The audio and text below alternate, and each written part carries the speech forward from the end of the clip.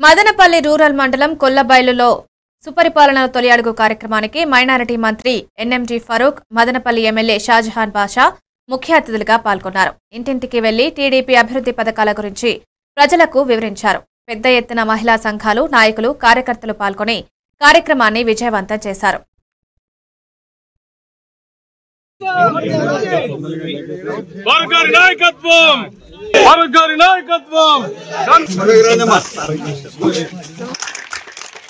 నేను 2009-14లో ఎమ్మెల్యే ఉన్నప్పుడు నేను ఇచ్చిన ఈ కాలనీ, దాని తర్వాత దీని రూపురేఖలు చూస్తే చాలా బాధాకరమైంది.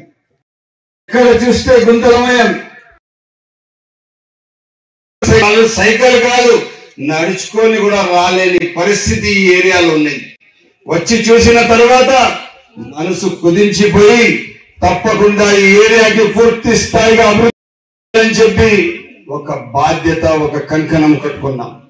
ఇచ్చిన మాట ఇచ్చినట్లే ఆ రోజు నాకు అడిగింది ఈ ఒక్క వీధి మాత్రమే.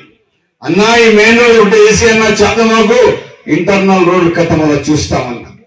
మనం అక్కడికి ఆగలేదు, ఇంటర్నల్ రోడ్ ఇచ్చాము.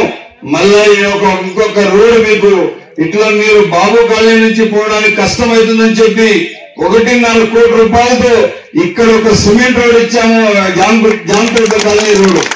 ఈ రోడ్డు మీ పిల్లలకు ఎక్కడ ఊర్లో వెళ్ళాలా, లేదా మీ పిల్లలకు స్కూల్ తీసుకువెళ్ళాలా, మీకు ఏదైనా అవసరం అంటే ఈ రోడ్లో మీరు 2 నుంచి 3 నిమిషాల్లో మీరు దాదాపు మీరు మెయిన్ రోడ్ లో కలుస్తారు.